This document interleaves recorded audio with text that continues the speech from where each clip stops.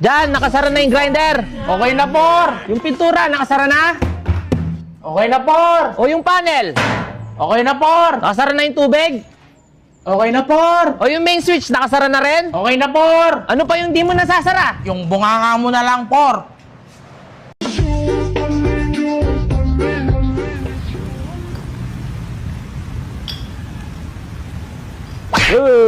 May bayad yung pagbibilang mo ng buhangin. Piso isa. Oh. Yan. Aray! Bakit mo binigyan ng 100 si Foreman? Kala yata ni Foreman, may isan ako. Mabilis mag-isip to. Tanga mo naman dyan. Mas tanga si Foreman. 2,000 na yung nabilang ko eh.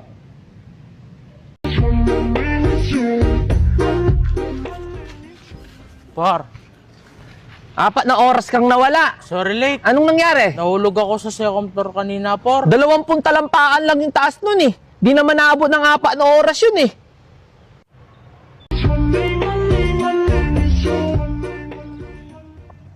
Ben, lika nga sandali. Oh, por. Pumasok ba si Jan? Oh, por, pumasok. Tawagin mo nga saglit. Okay po. Yan. Tawag ka ni por.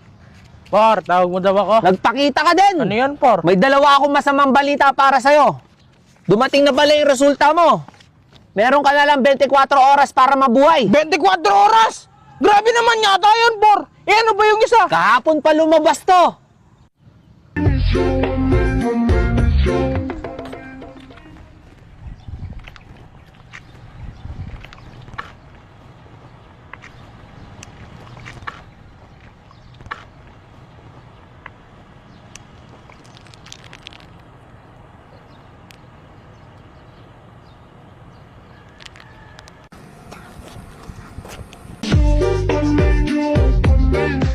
Por. Late na naman kayo. Sorry, Por. Pangatlong beses na yan ngayong linggo. Sorry, late. Alam nyo ba anong ibig sabihin nun? Miyerkules?